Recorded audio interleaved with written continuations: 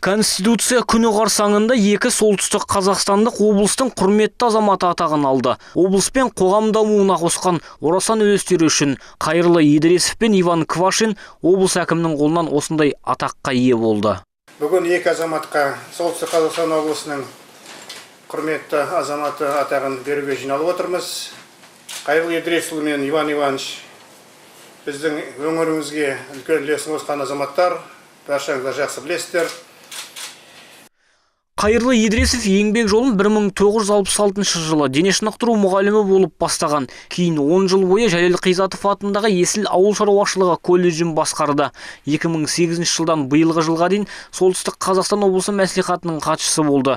Қазіргі күні облыстық қоғамдық кеңес төрағасы болып жұмыс істеуде.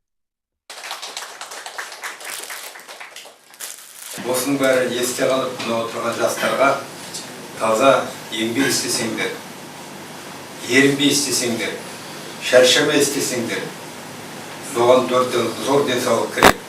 Денсаулық әр адамның өзінің қолында.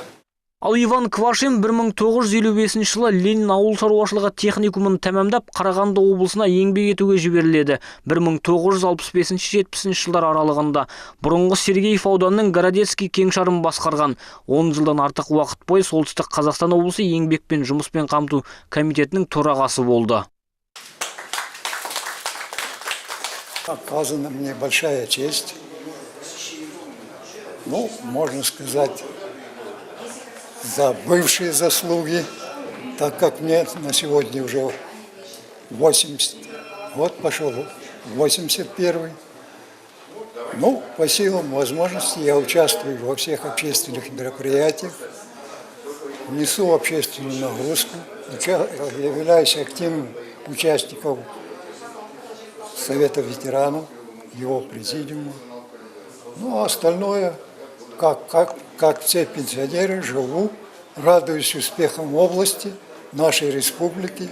Облыстың құрметті азамат атағын алған жерлестерін ақсақалдар да құттықтады. Олардың сөзінше, бұл азаматтар өз еңбегімен облыстың дамуына үлес қосқан жандар. Бұл екі азаматта өздерінің еңбектерімен біздің облысымыздың экономикалық басқа да жағдайлардың дамуына атсалысып келе жатқан азаматтар. Жиын соңында Ерік Сұлтанов белсенді өмірлік ұстанымы бар адамдар өз жемісін көретінін атады. Сол себепті қажырлы еңбек облыстың дамуына септігін тигізу керек деп атап өтті.